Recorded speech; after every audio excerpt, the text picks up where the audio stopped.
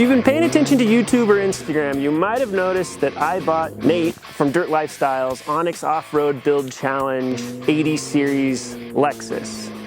The reason that I was able to get it is probably because I didn't ask my wife. I immediately sent him an email the second that he posted it and told him I would buy it. So apparently I was the first one in the door. One of the reasons that I bought this is I was able to watch him build it, and Nate has a tendency to overbuild cars, which is great. He makes them very, very strong, and he got a lot of the hard work out of the way as far as re-gearing, rebuilding the axles, redoing the head gasket. A lot of the areas that actually fail on these cars, like the head gasket, he's already done. He's reinforced it, he put studs in it.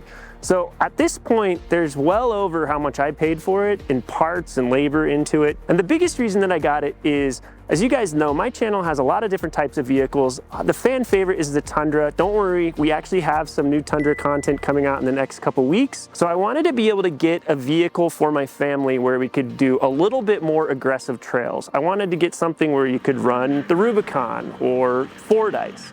And we don't really have a vehicle that's capable of doing that kind of stuff.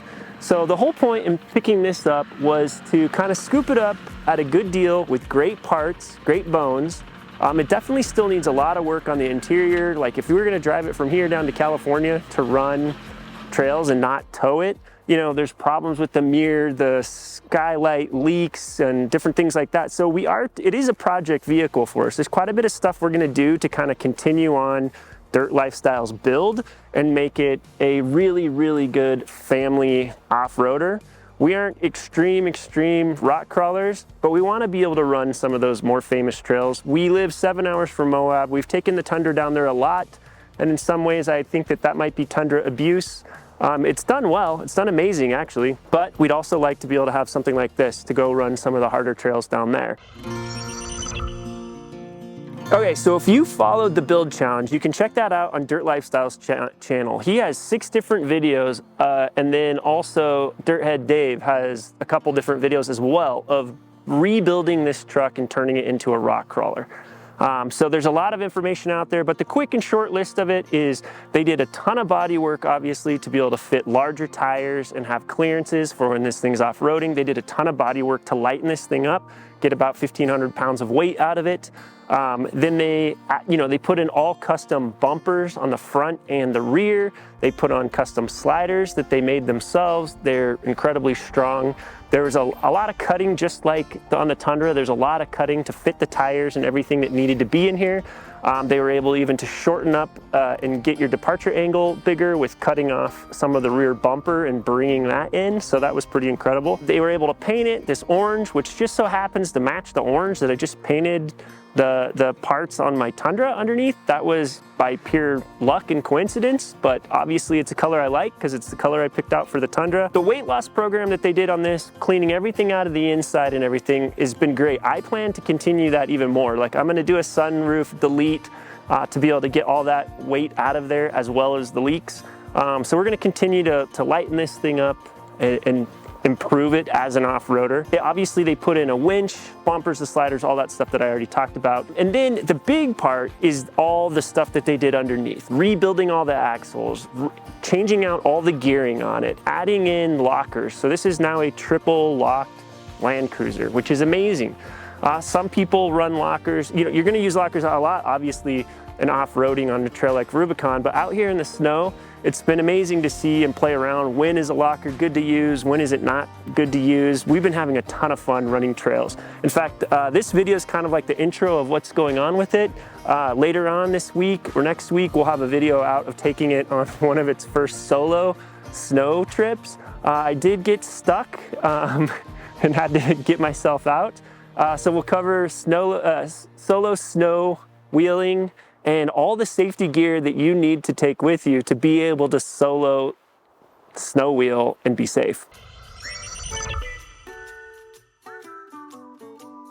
Okay, so what are our plans for it? Well, most of the hard work to make it an off-roader has been done. But it needs a lot of the TLC work, like door panels that are falling apart, windows that don't go up and down or get stuck and fall off the track, and then you're just stuck with your window down, which isn't great because it's about 22 degrees out here right now. If you can tell, my hands are starting to freeze up, and I don't know if you can see my breath, but it is cold. So you want your windows to work. Luckily, things like heat and a lot of the basics, all those work fine. But if I had to go through it really quick, we're definitely doing the sunroof delete to save weight up high. You always want to get weight up high out of the picture because that's what makes you roll. So we're going to get rid of the sunroof. We're going to fix the mirrors so we can actually drive long distance with this and be able to see what we're doing. We've got seating. I want to be able to build out a full camp setup, kind of like what Nate had, where you could sleep inside the truck when you're going solo wheeling. But I've got some ideas on how to improve that setup. But I want that to be easy to remove, and then I want to be able to put chairs back in so I can actually take my family off-roading with me in it.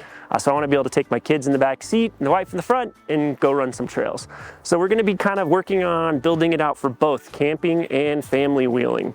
We're definitely going to be working on some of the lights. A lot of the lights on this thing aren't really aimed and stuff, so we're going to clean up all the lighting, get lights front and back for off-roading at nighttime, fix all the doors. The hood, actually, a lot of people are curious about that because a lot of you guys mailed stickers to him for this build. He's actually going to keep this hood. So he's bringing down an orange painted hood for me, and then he's going to hang that hood up in his shop because that's really meaningful to him. And so many of you guys participated in his channel and have supported his channel.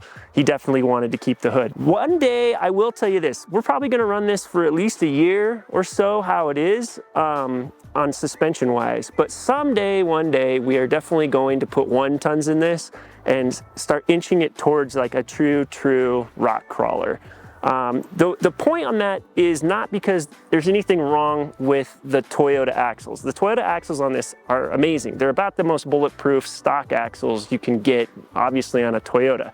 But the problem is, this is actually a pretty heavy car. And by the time you put 1 tons on this, then you can add enough weight down low to the ground. It helps you not roll the vehicle when you're doing really challenging off-road, rocks and bumps and things like that. One thing I did notice when Nate was wheeling it after his build, they ran into trouble on quite a few challenges where the rock sliders on here, if they had kicked out farther, it would have saved the door panels. Because if you notice, the 2 of the doors got pretty well smashed on a rock, even after he did all the body work. And he actually did sell me the car with 2 brand new doors. So I'll be able to get that all fixed. But one of the things that I am gonna do is I'm gonna fix the rock sliders and have the kick out on them, kick out a little wider to try to help protect the body a little bit more. And then the final thing is, in all these old Land Cruisers, once you've went through the whole engine and cut a bunch of stuff and done a bunch of stuff, we've got a Christmas light dashboard. And what I mean by that is just about every light is on, and it's not on because something's wrong, it's on because it doesn't know what's been changed. So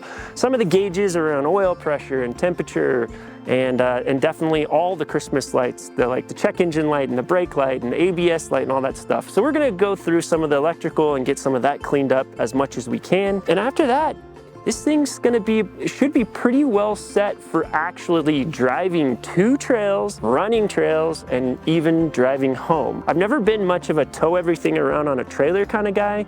I don't really intend to become that kind of guy. So we want to do everything in our power to keep this a really solid off-roader, but also keep it road-worthy. I've put well over 1,500 miles on this probably since I bought it about 10 days ago. I've put over probably 400 miles of dirt. And I gotta tell you, it is so fun to drive. It's like driving a go-kart.